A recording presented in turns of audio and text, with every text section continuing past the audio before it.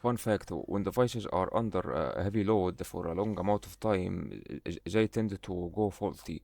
And this is what happened to my HDD. My HDD had Genshin, Honkai Star Rail, Zenless Zone Zero, Wuthering Waves, and other games as well.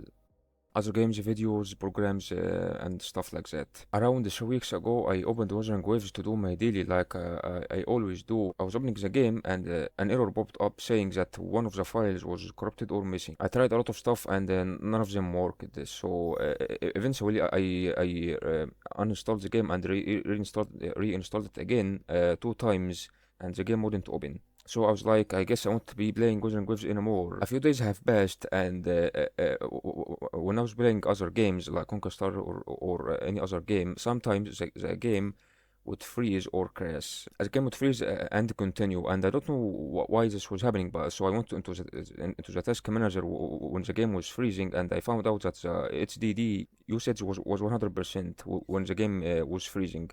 So I was like, that's weird. Why would it do that? And after doing some searching on Google, I found out that this can happen because of the health of the HDD is low. There were a few times which the game didn't freeze and it was working fine, but most of the time there were freezes. This went on for a couple of days until one day when I was installing Stella Sora. There's a file called my PC on your device, and when you open it, you will see drives like the C drive, which is a system drive, and like D, E, other drives. I opened it. When I was installing Stella Sora, the installation stopped for a reason. I was like, that's weird. So I went into my PC folder and I found out that the C and E drives, which is basically my HDD, were gone. Even though I can hear the disk of the HDD rotating inside the laptop, like the drive D and E weren't showing. And thanks to the Google research I did a few days ago, I know that this happens if the health of the HDD is poor, like very poor. So I decided it's time to replace the HDD. So I went there and I decided to instead of getting another HDD, I would get an SSD. The IT guy told me that the health of the HDDs that I had on my in my laptop was 9%, which is very low. And sadly, I wasn't able to put anything in my HDD into like a flash drive or something like that, so I can transfer it to the new SSD. So I had to re-download some stuff to my SSD. The HDD that I had lasted for 7 years, and I think it finally went faulty because of Wuthering Waves. Because the game engine for Wuthering Waves is Unreal Engine 4, and from what I heard, games made in that engine require high device requirements like a high CPU, GPU, memory, hard disk, and stuff like that. From now on, I will avoid any game made in Unreal Engine 4 because that engine consumes a lot of resources. I wanted to try out Duet Night Abyss, but that game is made by Unreal Engine 4, just like Wuthering Waves, so I decided not to download it because I don't want a shared catastrophe to happen. And about new games, Stella Sora and Chaos Zero Nightmare, I tried them out, and I have to say I don't think I will play them in the long term because Stella Sora I enjoy it, but it's starting to get boring and repetitive. As for Chaos Zero Nightmare, it is a cards game, and I don't like cards game like Reverse 199. 9 and 7 Deadly Sins Grand Cross. I wanted to play it because of the monsters design, because I do love the monster design in that game. But the chaos runs, personally for me, it takes around 2 or 3 hours to complete them, and even after I complete them, like some epiphanies and the cards that I spent time to collect, at the end of the run are just gone. And some people say it is because of the save data value.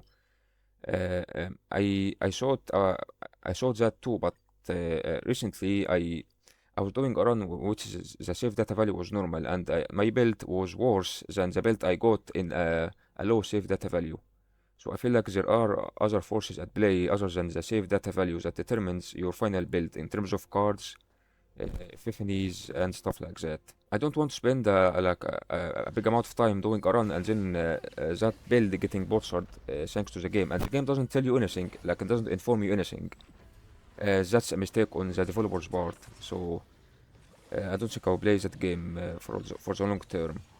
Even if the monsters' designs are glorious. And I think there's another game Resonance Solites, which is it had a train in it, and I didn't try it out because the gameplay I wasn't even interested in it. After I tried all of these games out, I decided to install Honkai Star because, to be frank with you, I had GGG, Genshin, and Honkai Star installed on my HDD, and in terms of these three games, my Honkai Star Rail is my favorite. Genshin, I played it for 5 years, or so say I played it since the beginning when it released, and sometimes I get bored. I might come back when Zatsaritsa arrives because I already like saved the 60,000 Primo Gems and more than 50 limited summon currency for her. So whenever she arrives, I'll probably come back. As for Zen Zero, I do love that game. I truly do, but like in case you don't know, there's a lot of events in that game, and the end game mode, which is Deadly Assault, and what's the other one? CO Defense. Yeah, like every single week, one of them resets every single week, and for me that's too much. And the events, there's a lot of events, and usually, not always, or so say like sometimes, not usually. Sometimes it takes a long time to clear these events, and like I said, there's a lot of them. So over time, you tend to spend a lot of time on Zone Zero. Honkai Star Rail is the exact opposite. Like, there's only one or two events per the entire batch, and it's easy. Like it's I would say much faster, but it's fast to do stuff in Honkai Star Rail than in Zone Zero. And for Zenless, I don't know why, but like especially after the 2.0 update, that issue existed before 2.0, but I feel like it became more severe, or should I say, it became even more stronger after the 2.0 update. But the CPU, whenever I play Zone Zero, becomes very hot. Some people say it's because Zone Zero is different from Honkai Star Rail and Genshin. If you notice, in terms of like character animations or characters themselves, there's more physics and more movement, and that means more processing, which means more load on the central processing unit. That's why the CPU gets hot whenever uh, I play Zone Zero, and I guess that makes sense. I don't want my CPU to become faulty because of overload thanks to Zone Zero. There's a character which got drip marketed. I don't remember the exact name, but I think it's Bainu or Banyu. He's basically a cyborg lion siren, and he looks like so cool. He looks cool as hell. He's basically what I wanted Faruk to be, and Seed to be. Like Seed, most of the time she is a girl, not a robot. And for Svarog, it's Clara, not Svarog himself. He is what I wanted for a long time. The moment I saw him, I wanted to re-download the Zone Zero and the farm polychromes for him. When I downloaded it, its size is like 76 gigabytes. That's a lot of gigabytes, I have to say. And like in the future it will be even more, which is insane. And in terms of story, in my opinion, I love Honkai Star Rail's story more than Genshin and Zone Zero. I think it's because Honkai Star Rail's story happens in space, and I do love space. And speaking of Honkai Star Rail's story, the final chapter of Amphoreous' story will come in version 3.7, which will arrive, I think, 3 days from now on. And if I am correct, this video should get uploaded 5 hours before the 3.7 goes live. I'm very excited about how the story of Amphoreous will end.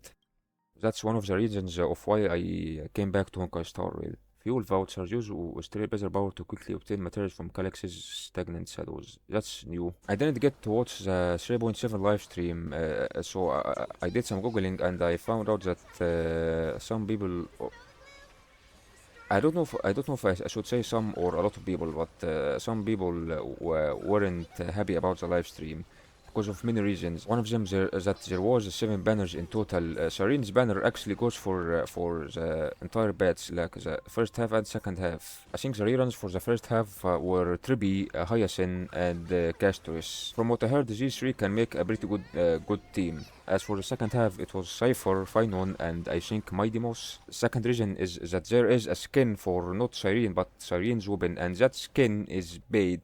And from what I heard, it is expensive as well.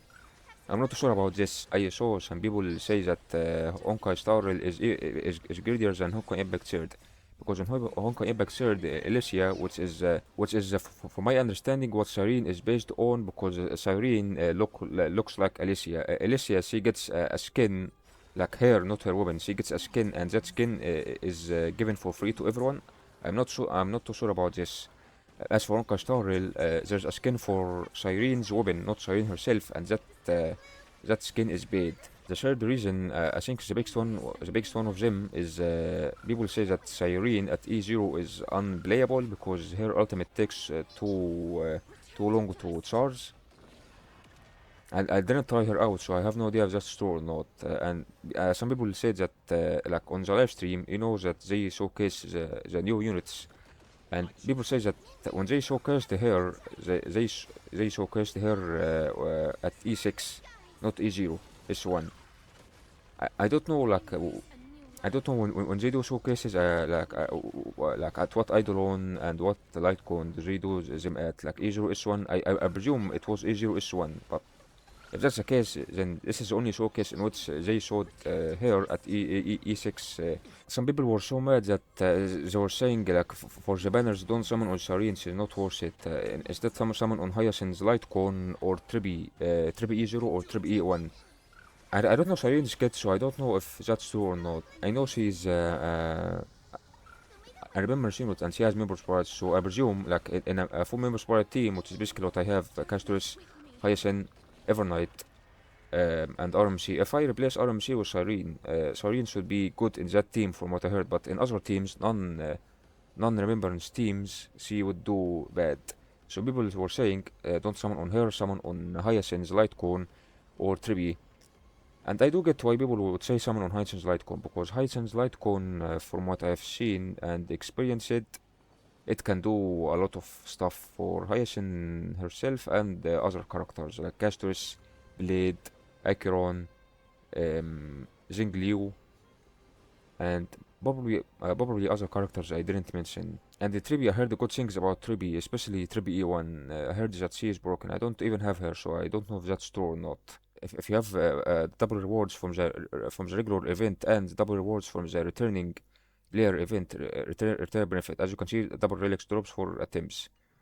This one 21. I did 7 runs, and these 7 runs were from the regular double rewards, not from the returning player one. It doesn't say that this effect doesn't stack, the damage dealt increased by all allies. It doesn't say that it doesn't stack. So I presume I can use it on Evernight and Cyrene. I'm very excited about 3.7 and what it will bring in terms of story.